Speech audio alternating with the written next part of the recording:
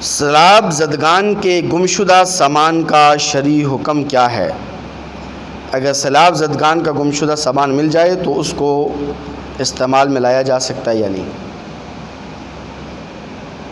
دیکھیے، گزارش یہ ہے کہ سیلاب زدگان کا گمشدہ سامان ہو یا راستے میں گری پڑی ہوئی چیز، اس کو ہماری فقہ کی اصطلاح میں یا قرآن و حدیث کی اصطلاح کے اندر لقطہ کہا جاتا ہے۔ لقطہ اس چیز کو کہتے ہیں کہ جو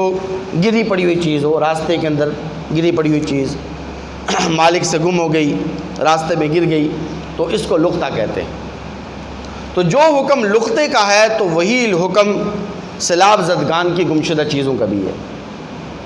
اب اس کی تفصیل یہ ہے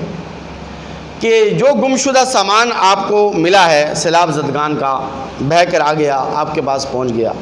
تو اب دیکھنا پڑے گا کہ جو چیز آپ کو ملی ہے سیلاب زدگان کی یا راستے میں گری پڑی ہوئی چیز ہے، تو وہ چیز معمولی ہے، معمولی قیمت کی ہے،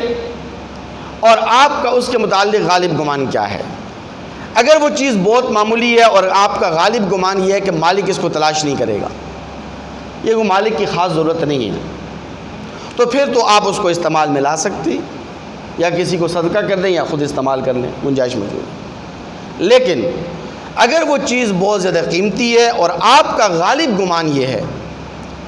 کہ مالک اس کو تلاش بھی کرے گا، یہ مالک کی شدید ضرورت بھی ہے، بڑی قیمتی چیز ہے، تو پہلے مرحلے کے اندر آپ اس کی خوب تشہیر کریں گے، اعلان کریں گے، تشہیر کریں گے، مختلف ذرائع استعمال کر کے آپ اس چیز کی گمشدگی کا اعلان کریں گے، اس کی تشہیر آپ کریں گے۔ آپ نے تشہیر کر لی، انتظار بھی آپ نے کر لیا، لیکن چند ایک عرصے کے بعد آپ کا اب گمان یہ رہا ہے، اور اب آپ کا غالب گمان یہ ہے کہ مالک اس کو تلاش نہیں کر رہا، یہ مالک اب اس کے پاس اس کو لینے کے لیے نہیں آئے گا، تو پھر اس کا حکم یہ ہے کہ آپ اس کو صدقہ کر دیں، کسی غریب کو دے دیں، کسی مفلس اور نادار کو دے دیں۔ لیکن اگر آپ خود مفلس ہیں، خود نادار ہیں، ضرورت مند ہیں، تو آپ اس چیز کو خود بھی رکھ سکتے ہیں، اپنے استعمال میں بھی اس کو لا سکتے ہیں۔ لیکن اس کے اندر بھی ایک اور شرط ہے،